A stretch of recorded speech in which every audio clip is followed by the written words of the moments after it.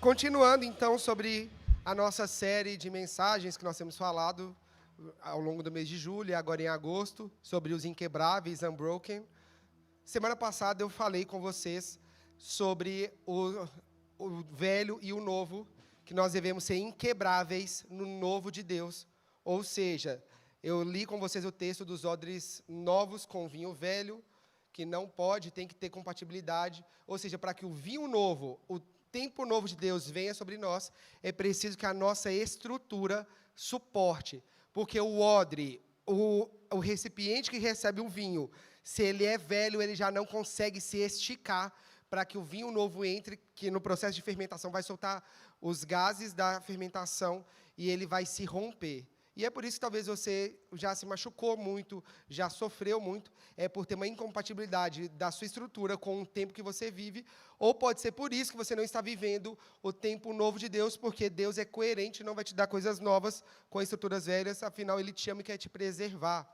Então, nós começamos esse processo de entender que o novo de Deus está pronto para vir, cabe a nós percebermos isso e nos preparar para o novo de Deus. Você crê nisso? Hoje eu queria falar com vocês, então, sobre um assunto, dentro desse conceito dos inquebráveis no novo, eu queria falar sobre uma coisa que todos nós vivemos, que chamam dores, não é verdade? Alguém conseguiu viver até hoje e ter se preservado de uma dor emocional, de alguma situação que te deixou muito triste? Porque, por mais novo que a criança seja, ela é exposta desde cedo a dores. Seja dores físicas, seja dor emocional, seja a dor do não, seja a dor da rejeição, seja a dor da frustração. Todos os dias nós temos dores, não é verdade? E tem dores que são fáceis de administrar, tem dores que são difíceis de administrar, tem coisas que você nem sofre, tem coisas que você sofre pouco, tem coisas que você sofre muito, tem coisas que você não supera, tem coisas que você supera depois de 10 anos. Não é verdade que a dor é assim? E a gente julga o outro na dor dele, mas, na verdade, quando a gente está na nossa dor, a gente não quer que ninguém nos julgue. E porque dor não é para ser julgada, dor é para ser respeitada. Por mais dramático que o outro seja, por mais frágil que o outro seja, a dor tem ali um potencial, uma finalidade, e é sobre isso que eu quero falar.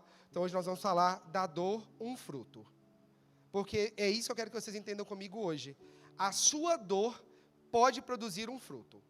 Você vai decidir hoje se a sua dor vai te matar ou se dela vai nascer um fruto bom. Você crê nisso? Nós conseguimos controlar o que nós pensamos, como nós agimos e como nós reagimos. Eu consigo controlar a ação do outro? Eu consigo controlar a reação do outro? Eu consigo controlar o que o outro pensa?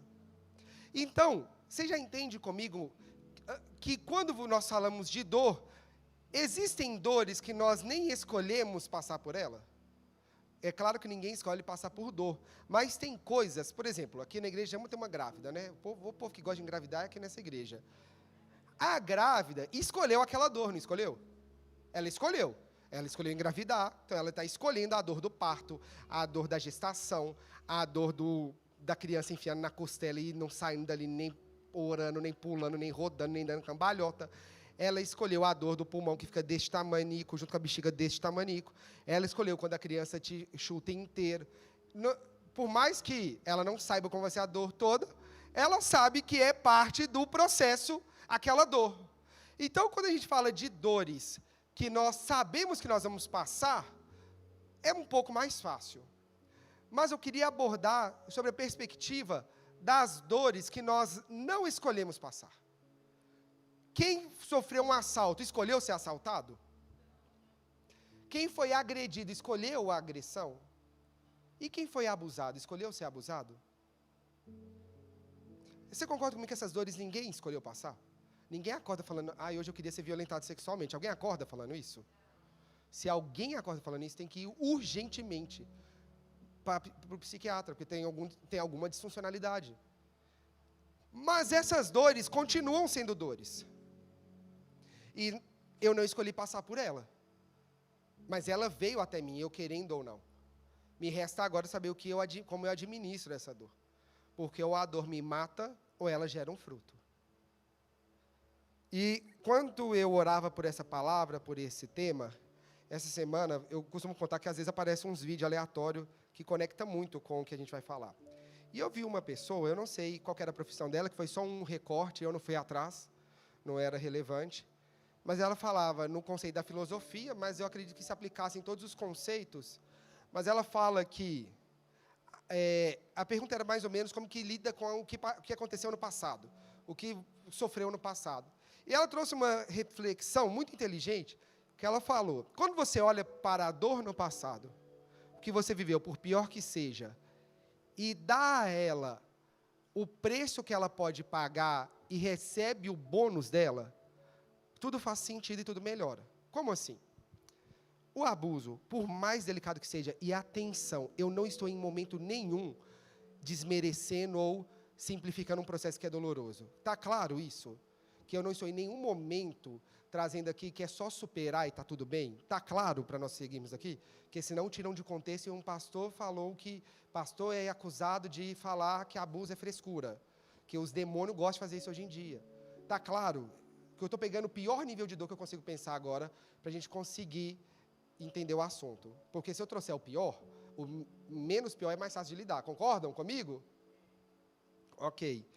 Quando você olha para a dor no passado e entende que por trás da dor ela pode ter uma escola, um ensino, e você dá para ela o preço que foi, você me machucou, mas você também pode me ensinar, você faz as pazes com o passado. E quando o passado é resolvido, o presente é resolvido. E ela começa a explicar que o que você é hoje, se você tirar uma pequena dor que seja, você já não é mais a mesma pessoa. Se você hoje voltasse no seu passado e privasse uma dor, da menor que seja da sua vida, hoje você não era a mesma pessoa. A sua perspectiva era outra, a sua interpretação era outra, o seu entendimento era completamente diferente, porque cada dor te fez ser quem você é hoje. Então a dor não foi porque eu quis, mas já que ela veio, que eu não morra nela. Que senão ela conseguiu o que ela não tinha direito. Que ela não tinha o preço que eu deveria pagar por ela não era a minha vida. E eu queria ler com você na Bíblia alguns textos sobre dor, porque nós vamos olhar hoje na Bíblia algumas coisas que a Bíblia diz sobre dores, ok? Porque já que a dor pode produzir um fruto, que nós consigamos entender quais frutos nós podemos ter a partir da dor. Abram comigo em Hebreus 12, versículo 1.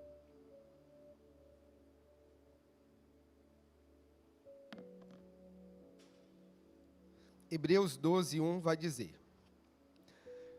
portanto, também nós, uma vez que estamos rodeados por tão grande nuvem de testemunhas, livremo-nos de tudo que nos atrapalha e do pecado que nos envolve e corramos com perseverança a carreira proposta para nós. E mantenhamos o olhar firme em Jesus, o líder e aperfeiçoador da nossa fé. Por causa da alegria que o esperava, ele suportou a cruz sem se importar com a vergonha. Agora ele está sentado no lugar de honra à direita do trono de Deus. Pensem em toda a hostilidade que ele suportou dos pecadores. Desse modo, vocês não ficarão cansados e nem desanimados. Aqui o autor desse texto vai dizer uma coisa muito interessante, que ele vai falar. O capítulo anterior vai dizer dos heróis da fé. Ou seja, o autor vai narrar, a partir do capítulo 11, diversos homens e mulheres que viveram situações de provação e que tiveram fé. E ele começa dizendo, agora que vocês têm essa lista de testemunha, ou seja, rodeados de uma nuvem de testemunha, ou seja, vocês têm tantas histórias, vamos nos livrar de todo o peso que nos atrapalha. E vamos olhar firmemente para o autor e consumador ou aperfeiçoador da nossa fé. E ele vai dizer como esse autor é. O autor e o aperfeiçoador dessa fé é formado, pós-graduado, mestrado em dor. E ele vai dizer, toda vez que a Bíblia usar a palavra suportar, não pensa que é uma palavra bonita. Que hoje a gente tem a ideia de dar suporte como algo empresarial, do trabalho, ou uma coisa bonita, mas suportar é carregar peso. Não é? Suporta isso. Será que você pode suportar essa dor? Será que você pode suportar esse desafio? Está vendo que suportar é uma palavra que já traz peso nela? É carregar um peso. É falando, cara, você tem que suportar, aguentar essa dor. E ele vai dizendo que, por causa, o resultado, o fruto era a alegria que esperava Jesus, ele suportou a dor da cruz. O resultado era a alegria de ver as vidas que seriam salvas e a salvação da humanidade a partir daquela dor. Então o preço era a dor da cruz. Vai dizer, agora o outro fruto é, ele está no lugar de honra à direita de Deus. Então ele sofreu dor e agora tem salvação. Ele sofreu vergonha por ser humilhado, ele foi tirado da posição de Deus, e agora ele está de volta na posição de Deus. E ele vai falar por fim, pense em toda hostilidade, a dor da hostilidade que ele passou, e o resultado é que ele agora é um referencial, e se nós olharmos para ele, nós não ficaremos cansados e nem desanimados. O que o autor já está começando a dizer? Que quando você olhar para a dor e tiver como perspectiva alguém que teve uma dor pior, a sua dor não é tão ruim assim. E atenção, não estou desmerecendo a sua dor, mas quer uma dica para você começar a superar ela? Sai do centro do universo como se a dor fosse só sua. Sabe, às vezes a gente tem um sentimento, e quando a gente faz os testes temperamentais, o meu, como nem parece, eu sei que é surpreendente para todos, eu sou melancólico, ninguém vai achar. Eu sei que eu tenho cara de uma pessoa calma, fleumática. Eu sei que eu demonstro uma pessoa fleumática, mas eu não sou. Surpreendam-se, eu sou melancólico. Ninguém sabia. Fala assim, não sabia. Obrigado. Não, gente, tá vendo? Melancólico, nem achava. Nem parece. Só porque você é dramático, nem parece. Eu não sou dramático, eu não sofro. Gente, quem riu com essa crueldade, que Deus te abençoe. Que Deus te abençoe, tá? Que Deus te ilumine. E aí, depois desse espírito de confusão que nós tivemos aqui, eu até perdi o que eu ia dizer, com tamanha revelação bombástica. Lembrei. Uma característica do melancólico, uma qualidade que ele tem que é mal compreendida, é que ele gosta de sentir a dor em totalidade. Isso é uma qualidade, porque ele não mascara a dor. Cadê a galera que é dramática comigo que vai me defender? Levanta a mão os que são omissos, eu estou te falando que você aceita, deixa, se liberte hoje. Fala, eu sou melancólico. Você tem lugar, tá, nessa igreja. Você só não é muito suportado, tem hora, que você é chato mesmo, com todo respeito. Eu tenho que te falar, a gente é chato. Mas a gente é amado por Cristo, porque pelo resto da igreja, teoricamente, a gente não é muito. E voltando aqui ao momento de desabafo,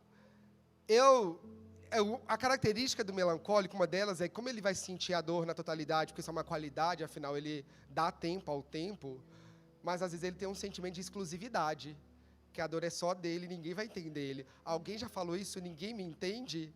Deixa Deus te revelar o seu pecado. E aí o outro quer te bater, e você não sabe o porquê. Porque você sente o alecrim dourado que só você sofreu nessa terra. Você está falando com uma pessoa que está amputada, que não anda, e você fala, eu machuquei meu dedo, e ninguém sabe a dor que eu estou sentindo. Porque o melancólico é desse nível. Ele fala com alguém que sofreu uma coisa muito pior que você, fala, você não me entende. É desse nível de loucura, deste nível. Gente, Deus está revelando, os irmãos não estão nem conseguindo se conter. De duas uma, ou é um melancólico sendo transformado, ou é alguém que convive com o melancólico que está falando, fala Deus. Voltando aqui para a dor, e o que o autor quer dizer aqui é, quando você olhar que alguém foi humilhado, sofreu tudo do pior, e vê que ele suportou pela alegria que era proposta, ele fala assim, você não desanima. Ele não está dizendo que assim você não sofre, está dizendo assim você não desanima, que não tem como sentir dor sem sofrer, tá bem? Vamos parar de achar que dor não pode ser sofrida? A dor vai ser sentida, dói. Tem como você bater o dedinho na cama e não sentir dor? Aquela dor mortal. Tem como bater o cotovelo numa quina que dá o choque que estremece lá? O cérebro e não doer? Tem como? Tem como ter dor de dente e você falar, não está doendo? Porque qual que é o desafio de ter um fruto da dor? É que nós queremos matar a dor. Não dá para matar a dor. Combinado? Não dá. Não aborte a dor na sua vida. Porque a dor tem que vir produzir o fruto dela.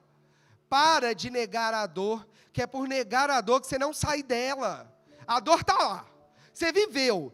Sofre o que você tem que sofrer. Chora o que tiver que chorar. Morre o quanto tiver que morrer. Mas no final, engole ela e fala, agora dor, vem fazer seu fruto. Porque eu tenho que sentir uma dor daqui a pouco, de novo. Você consegue perceber comigo que um mal que nós estamos vivendo hoje, mais do que nunca, a geração está extremista, para todos os lados. Ou dificuldade de ter um pingo de equilíbrio. Ou dificuldade de ser moderado nas coisas. E você não pode ser moderado. Você tem que, em todos os lugares, definir se você é uma coisa ou outra. Eu não posso gostar do verão e do inverno. Não pode mesmo. Isso chama incoerência. Mas você pode ser a pessoa que gosta dos dois. Eu não posso ser a pessoa que gosta de arroz, mas tem gente que gosta de feijão. Eu não posso. Não dá para ser cruzeirense e atleticano, isso já é blasfêmia. Tem coisas que não dá.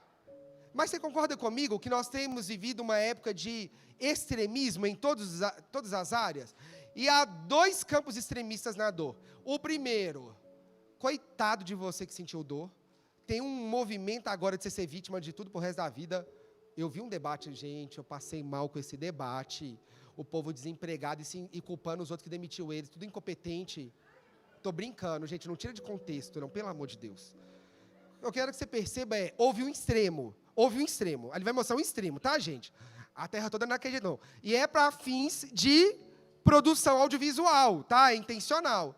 Mas revela um movimento. E há um outro extremo, tão perigoso quanto engole a dor, vira homem, para de chorar e segue. Não tem esse movimento também agora, que você não pode sofrer mais nada? Tem dois extremos. Vamos encontrar o que a Bíblia diz? O que a Bíblia está dizendo vai, sofre. Jesus sofreu, não sofreu? Jesus foi poupado da dor? Deus mandou ele parar de reclamar da dor? Quando Jesus falou na cruz, por que você me abandonou? Deus falou, cala a boca, quem que você está achando que você é para falar desse jeito? Você viu o pai repreendendo o filho, falando, seu malcriado, está falando que eu te abandonei. Você viu isso acontecendo? Você viu em algum momento Deus, o pai descendo para carregar a cruz com Jesus? Você viu algum momento de Jesus sendo poupado da dor? Você viu alguma perseguição sendo abrandada? Jesus pediu em 2 momentos para ser poupado da dor e não foi. Ele pediu para os discípulos, ora comigo que eu não estou aguentando. Os emprestavam, tudo dormiu. Nem para orar o povo ajudou ele. Desculpa, que isso me revolta. O Jesus falou, ora comigo que eu não estou bem, o povo está bem, Jesus. Mano, sério? Nem que você falasse, eu estou orando em espírito. Você ia mentir, Jesus ia revelar. Mas pelo menos você estava ali. E a outra hora foi quando ele falou, pai, se for possível, tira de mim esse cálice. Foi tirado o cálice? Foi, gente, você viu? Porque eu não vi isso na Bíblia. Então você percebe comigo que ele não foi poupado da dor? A dor veio produzir o fruto dela. Então eu não estou te ensinando que você tem que ser uma vítima eterna das suas dores. Também não estou te ensinando que você tem que engolir a dor e ignorá-la. Encara ela de frente. Próximo texto, para corroborar os fatos. Romanos 8, 17 e 18.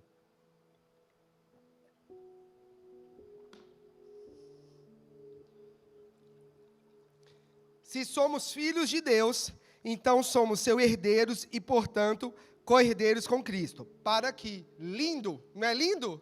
É a galera hoje que gosta de reivindicar direito de Deus. Se eu sou filho de Deus, então eu sou herdeiro. Cadê os herdeiros que amam falar que Deus te deu por herança, que se eu declarar vai acontecer, que é só eu falar e a prosperidade vem, é só ter palavra de afirmação, é só ter a mentalidade positiva, a lei da atração, porque Deus me deu isso, porque Deus tem que fazer isso. Não está acontecendo isso hoje em dia? Não está? Gente, vocês estão em outra terra? Porque nessa terra está acontecendo, agora os herdeiros se levantando e exigindo a herança. Deus me deu. Gente, o tanto de gente que não sabe da Bíblia está falando lei de não sei das contas da prosperidade com as 7 chaves e as portas abertas para o caminho da riqueza oculta do Salomão da sabedoria eterna. Que você já ficou tão perdido no nome que você compra. O nome foi tão convincente que você comprou. Então, está dizendo, se somos seus filhos, de fato, somos seus herdeiros e, portanto, co-herdeiros em Cristo. Lindo. Próximo texto. Continuando, se de fato participamos do seu sofrimento. Os cordeiros de Cristo, sabe o que são? Participantes do sofrimento. Porque qual que foi a herança que Jesus teve? O que Jesus ganhou dinheiro aqui na terra? Jesus voltou para o céu falando, Deus, eu não salvei a terra não, mas eu juntei uma grana. Pai, não deu para morrer na cruz, mas eu construí um império que é só descer agora e nós vamos derrubar tudo na porrada. Você viu? Jesus pegou 12 gente, uma mais doida que a outra. E vai continuar. Se somos de fato participantes do seu sofrimento, participaremos também da sua glória. Considero que o nosso sofrimento de agora não é nada comparado com a glória que ele nos revelará mais tarde. A próxima coisa que eu quero que você entenda com a sua dor, ela é passageira. Vocês sabiam disso? Que ela é passageira? E eu não estou falando que ela não é nada, como o texto diz, para você não falar que o pastor está desmerecendo a sua dor. Mas você consegue entender que quando você olhar para a eternidade, que a eternidade é para sempre, a sua dor não foi nada no tempo? Então você pode combinar comigo que ela é passageira? E, gente, eu sei que tem dor que demora um dia, um mês, um ano, uma década para tratar. Mas você pode só aceitar comigo que ela não pode ser para sempre na sua vida? Então vamos fazer um combinado hoje? Vamos fazer hoje as palavras de afirmação, então, dos cordeiros que querem herdar a sabedoria eterna da prosperidade absoluta do não sei mais o quê? Vamos repetir comigo? A dor é passageira. Sai, dor. Obrigado. Porque não dá para morrer nela, não dá para ficar para sempre na dor, que aí é quando a pessoa do seu lado começa a perder a paciência, porque não consegue desenvolver um diálogo sem falar da dor, não consegue falar que você vai comprar um arroz, e comprou o arroz e a agulha, a pessoa fala, porque há 10 anos atrás. Gente, não dá, não espere do outro a empatia quando você está forçando a barra, a dor é sua. Eu entro nisso no futuro, porque não dá. Eu já fui muito humilhado para entender que os outros não vão entender sua dor. Então, para de forçar a barra. Para. Vamos mais uma vez? Para. Por favor. Porque eu estou cansado de aconselhar jovem também. Para falar, não, que o outro é difícil. É difícil. Então, você não ter que ouvir um dia eu te xingando pessoalmente, você pode também entender que a dor é passageira? E para de ficar ressuscitando dor que já está enterrada? Às vezes você já superou, né, amor? Você já superou. Já nem sente mais a dor, mas porque tocou... Aí quer disputar miséria. Nossa, ai, Deus me livre. Nem sentia mais, não, mas porque lá atrás, meu pai fez... Gente, você sofre com isso? Não, então para. Se sofre é o departamento. Mas se não só para de ressuscitar a dor que já passou. Tiago 1:2. Essa é polêmica. Tiago 1:2. Já entendemos que a dor produz um fruto.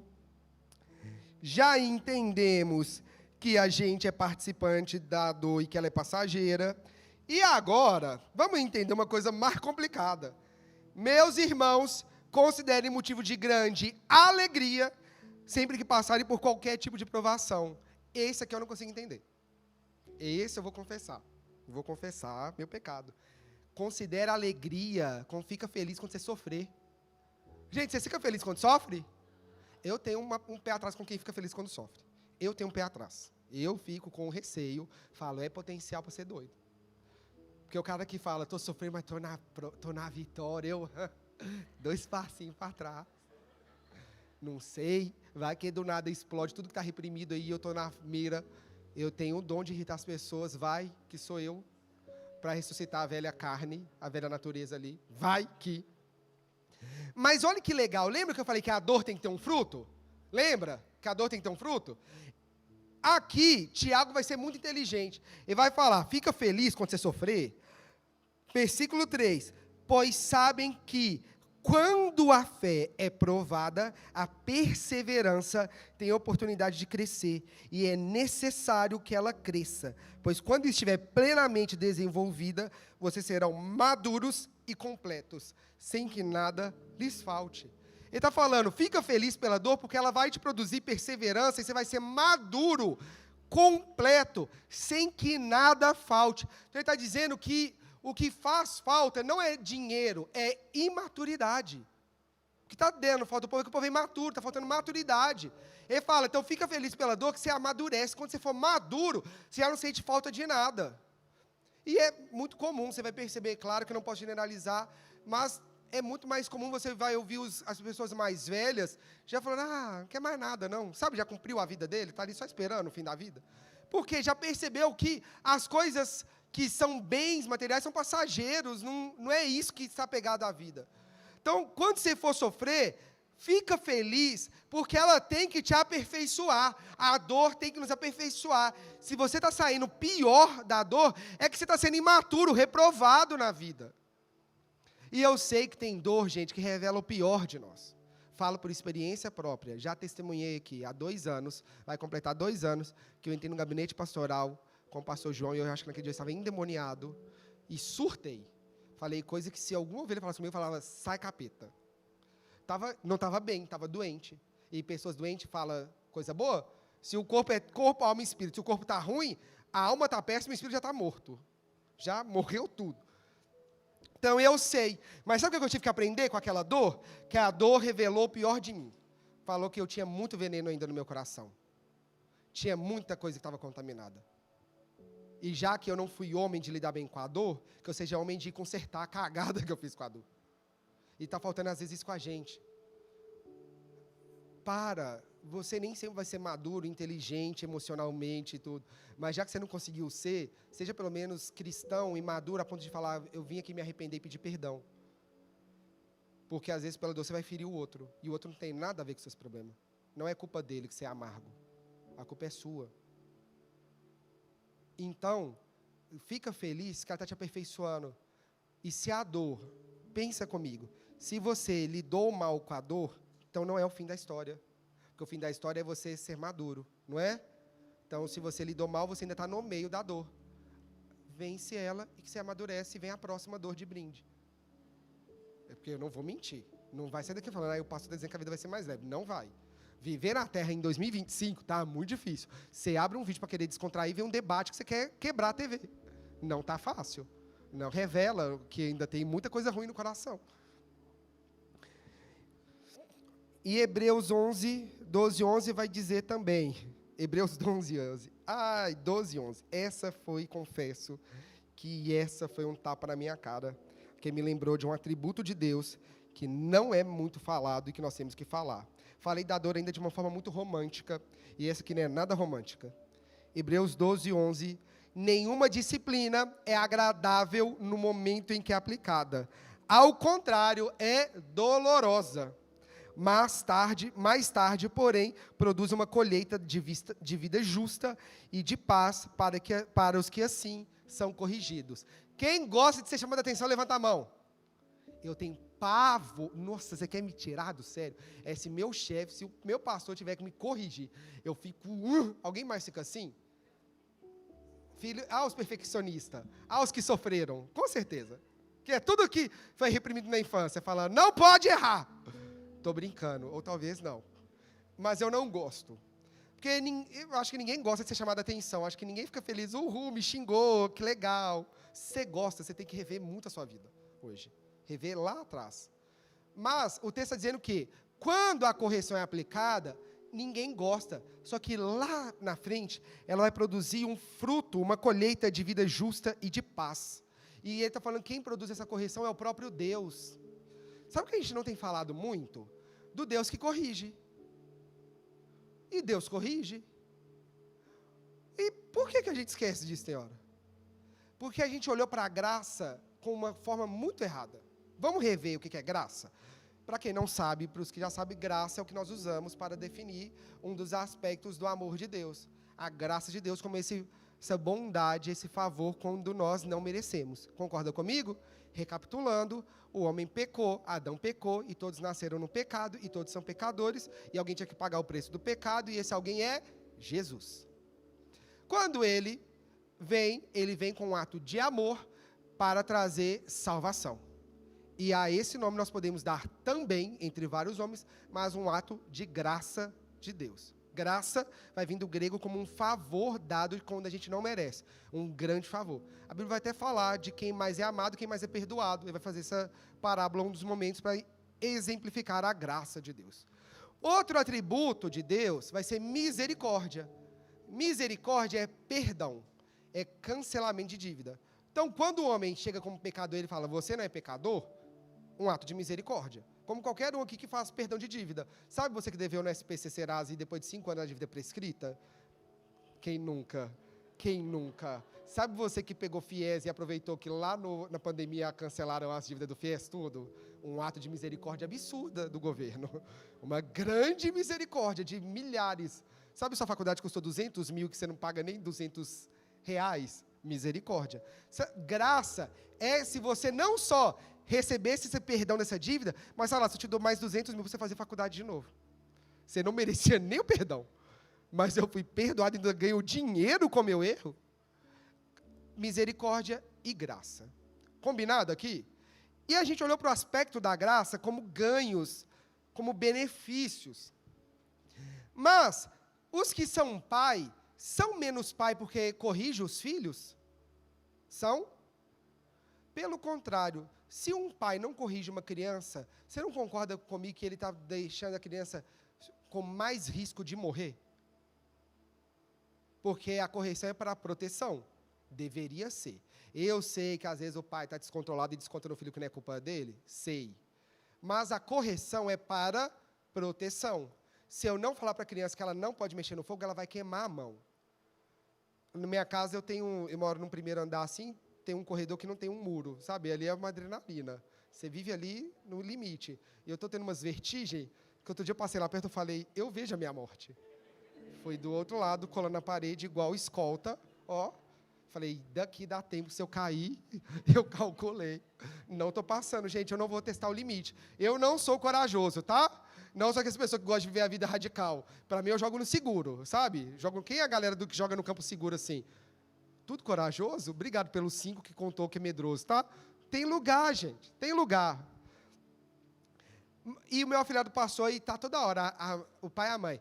Augusto, faz isso! Augusto, faz aquilo! E ele já cansou de ouvir isso.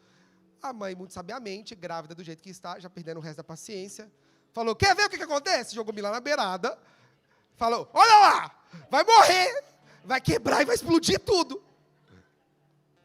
Aí eu te pergunto, ela ter corrigido ele, não estou falando do método, tá? Apesar de eu não julgar, não sei, quando eu for pai, se eu vou ser sempre 100% assim, nem acho que foi errado, porque produziu o fruto certo. Cagou de medo. Correu para o outro lado. Se ela não fizesse isso e falasse, ai, coitado, ele só está sendo uma criança. E se ele cai de lá? A culpa da morte dele é de quem? Ah, então afinal correção é sinal de amor, de graça, né? Porque se não tivesse graça, não tinha proteção. Se não tivesse essa graça que fala, ô seu miserável pecador, eu te amo e vou te proteger de novo. Não precisava. Porque patrão está preocupado em proteger funcionários. Não estou generalizando, entenda. Vou falar melhor. Senhor não está preocupado em proteger escravo. Se morrer um escravo, compra outro, não é? Não era assim na história? Morreu um, compra outro. Agora, pai não quer perder filho. Então, correção é sinal de amor. E a gente deve voltar a pedir a Deus para nos corrigir. Não só pedir perdão, mas falar, Deus me corrige. Pode vir com a sua vara e me corrigir. Porque se o Senhor não me corrigir, eu vou continuar errando do mesmo jeito. Porque a dor da correção é menor que a dor da rejeição. Se coloca de pé no seu lugar. Vai chegar o dia, você concordando ou não, vai chegar o dia que o juízo vai vir. E ou você passa pelo processo da correção, ou você vai passar pelo processo do não. E às vezes naquele dia, não vai ter mais chance. Então é melhor que Deus corrija agora. É melhor que Ele tire agora. É melhor que Ele quebre agora o que tem que quebrar. Do que ser um filho mimado, que só ganha sim do pai, e quando vem a primeira dor da vida você se desestabiliza. Se a gente quer falar de resiliência, resiliência é a capacidade de suportar as dores. Teoricamente, na física, resiliência é a capacidade de conseguir ir e voltar, é parecido com elasticidade, está lá na propriedade da física. Mas trazendo para o conceito emocional, essa é a capacidade de você lidar com a dor, porque você consegue lidar com a dor e voltar para quem você é. Você não se deforma pela dor. Caso contrário, se você for uma pessoa que não é resiliente, você vai ter uma dor, vai se tornar mais amargo. Você vai ter outra dor, vai se tornar mais frio. Vai ter outra dor e já não ama mais a Deus. Vai ter outra dor e não confia mais nas pessoas. Vai ter outra dor e não confia no marido. Vai ter outra dor e o filho é ocupado. Vai ter outra dor e está em depressão. Vai ter outra dor e quer se matar. A dor não pode produzir isso. Não é papel da dor produzir isso. O papel da dor é vir e ensinar e finalizar a história. Você crê nisso, igreja? Você entende? Você consegue entender a dimensão disso? Porque não dá para morrer como vítima da dor. E a dor nem estava pensando nisso na hora dela. Então cabe você agora ter essa escolha de como você vai sair daqui desse culto. Se você vai sair daqui decidido a superar as dores e resolvê-las no seu coração e ter entendimento no futuro, ou infelizmente você vai sair daqui do culto e ainda vai ficar com raiva, que você não se sentiu valorizado e respeitado. E mais uma vez eu te digo, não é para te desvalorizar. E eu falo com propriedade porque graças a Deus eu faço parte de uma igreja que preocupa muito com a mente. Graças a Deus eu tenho uma igreja que tem gabinete psicológico, que a nossa igreja não brinca com a mente, a nossa igreja não brinca com as emoções. Mas eu não posso ser negligente e falar que a Bíblia não fala algo que a Bíblia diz claramente. Queria te convidar a fechar os seus olhos, que você se analisasse nessa noite, como você tem lidado com as dores, e mais especificamente, faça duas análises. Primeiro, como você reage com a dor. Se você é uma pessoa que consegue lidar com a dor, ou se você é como um filho pirracento, que quando a dor vem, você fica mal, igual uma criança que bate o pé, ou você consegue agir como um adulto racional. E a segunda coisa é, se avalie se nessa noite você tem dores que ainda estão abertas no seu coração. Dores que não foram cicatrizadas, que ainda hoje sangram. Dores que ainda hoje você, quando pensa nela, você sofre. Dor que ainda hoje não pode ser tocada, porque se for tocada, você não vai conseguir.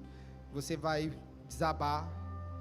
E eu não estou dizendo que você vai sair daqui e não vai sentir mais, mas o meu convite é que você saia daqui hoje e decida lutar com todas as suas forças para vencer a dor. Enquanto o louvor canta, eu vou te dar alguns minutos para você orar por isso nessa noite.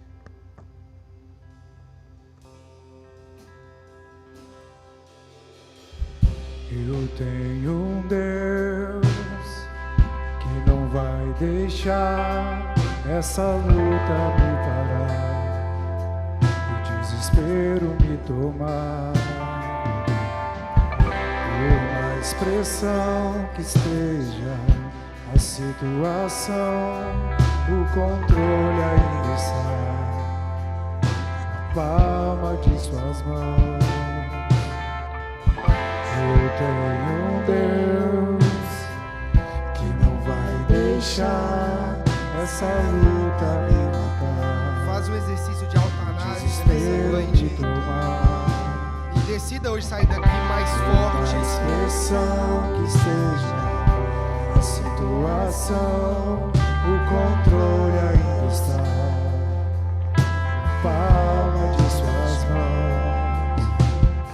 O choro dura uma noite, mas a alegria, ela vem pela manhã. Eu creio, eu creio. O choro dura uma noite, mas a alegria, ela vem pela manhã. Eu creio, eu creio. Ainda que a filha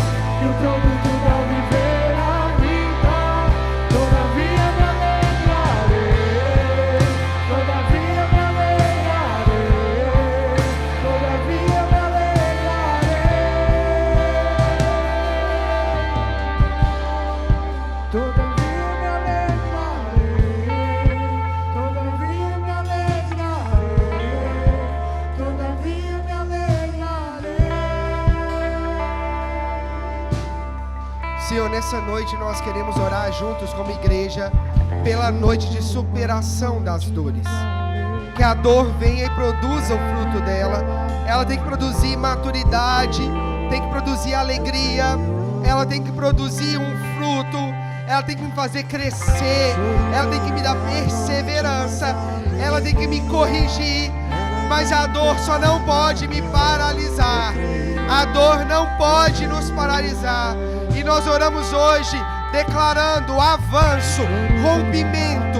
Eu declaro em nome de Jesus todas as correntes que aprisionavam os pés, a mente, o coração, tudo que parava, que não deixava avançar, que não deixava prosseguir. Nessa noite, o seu amor vem e rompe, vem e cancela a dor, encerra a dor. Olhamos para Jesus, que suportou a dor, a humilhação, a vergonha, a hostilidade, porque valia a pena, valia a pena. A dor foi momentânea, ela é passageira, ela não pode estacionar, ela não pode tomar o nosso lugar, ela não pode tomar no nosso coração um lugar que não é dela.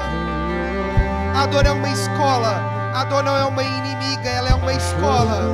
E nessa noite nós queremos aprender na escola da dor para amadurecer. Porque quando nós superamos a dor, tem muitos outros olhando e buscando referenciais. Existe uma geração buscando referenciais. Igreja, com seus olhos fechados, eu preciso que você entenda isso para orar. Existe uma terra buscando referenciais.